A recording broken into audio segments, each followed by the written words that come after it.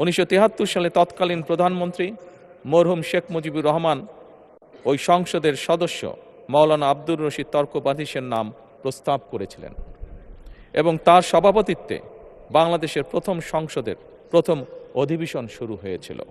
নতুন সংসদ যাত্রা শুরু করার সময় সংসদের সাবেক স্পিকার কিংবা ডেপুটি স্পিকার উপস্থিত থাকার কথা ছিল, কিন্তু পতিত পরাজিত বিতাড়িত ফ্যাসিস্ট সরকারের জনবিরোধী এবং গণবিরোধী কর্মকাণ্ডের ফলে যে জনরোষ তৈরি হয়েছে বা জনরোষ তৈরি হয়েছিল, তাতে এই মহান সংসদের সাবেক স্পিকার বা ডেপুটি স্পিকারকে খুঁজে পাওয়া যায়নি।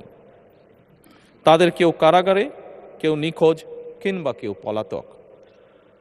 দীর্ঘ 1.5 দশকের ফ্যাসিবাদী এবং তাবেদারি শাসন শোষণের পর জনগণের ভোটে নির্বাচিত প্রতিনিধিদের নিয়ে আজ আমাদের এক বিশেষ পরিস্থিতিতে জাতীয় সংসদের কার্যক্রম শুরু হতে যাচ্ছে।